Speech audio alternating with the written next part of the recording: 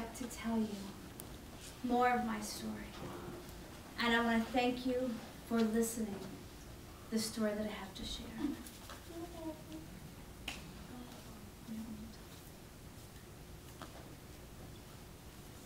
So, it was September 30th, 1943. It was Rosh Hashanah, it's the new year. I went to I went to the synagogue and was listening to the rabbi, and I was told that it wasn't safe for Jewish people to be in Denmark. We didn't know how we could escape. Some people said boats. Some people tried to dig tunnels. It was very difficult for us. So my family, my mother and my father, decided that it would be best for me to stay with the Johansons for a little bit until everything kind of blew over or they could find a better plan to escape. I packed my bags, and then I did one of the most hardest things I've ever had to do in my life. I said goodbye to my mother and father. I said goodbye to my house, the security of my home, and all by myself, I went to the Johansons. When I got there, Mr. and Mrs. Johansen were very nice. They welcomed me in, and I got to share a room with my best friend, Anne-Marie. But that night, just as we had gone to sleep, just as we had finally let the stress and the chaos of the day fade away, at the front door I heard a Hitler.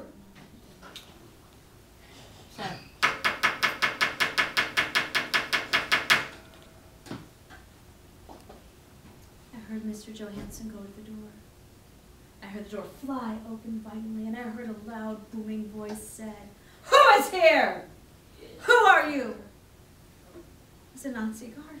They had come to the Johansons' house. Did they follow me? Did they know I was Jewish? Did they know I was sleeping?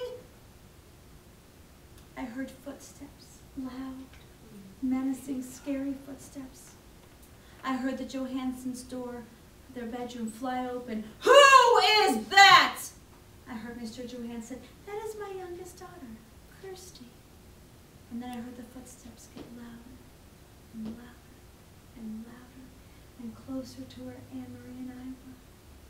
And I looked at the very bottom of the door, just a little glimmer of light, and then two heavy footsteps, two heavy boots, right in front of the door where I was. The door flew open, the lights on. "Who is that?" the guard said, looking at Anne-Marie. "That is my daughter, Anne-Marie." And then I saw that hand slowly come towards me. I saw that guard look right in my eyes, point his finger right at me.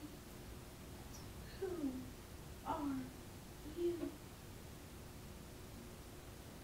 I didn't know what to do. I didn't know what to say. I couldn't say my name. I had dark hair. What was I going to do? But Mr. Johansen, he was so brave. He said, "That is my daughter too." And then he looked at me and looked at Anne-Marie and looked at me and Anne-Marie and then looked back at me and said, "Why does she have dark hair?" What you don't know is that Anne-Marie and Kirsty had an older daughter, Lise. She died in a car crash.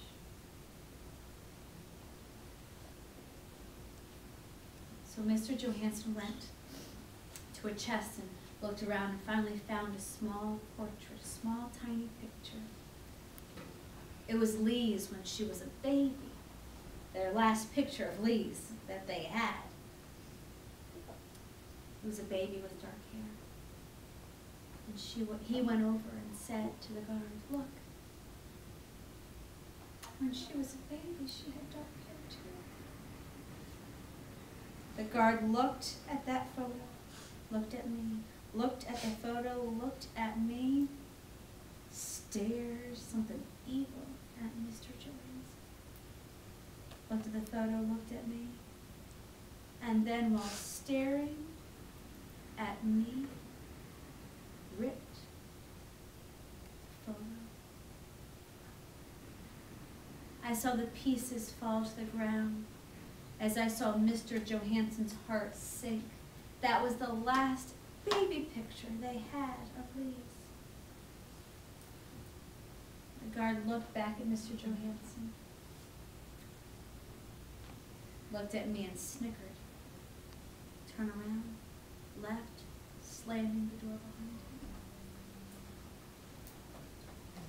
I thought to myself, I've just caused them to lose their last baby picture of Lise. I thought to myself, have I just now put Kirsty and my best friend Anne-Marie in danger? Mr. Johansen said, get some sleep, girls. For tomorrow we take the train. We go to the coast, to Uncle Henrik's. It was a hard night trying to get to sleep. I had a lot of emotions going through me, but I was very nervous about that train ride that we would have. How many guards would be on the train? How many people would be on the train? Would they be looking for me? Would we be safe?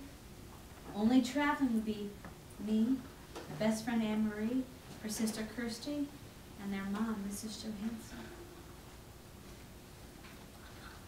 I am over my time with you. Thank you very much for listening to my story. Don't ever forget my story.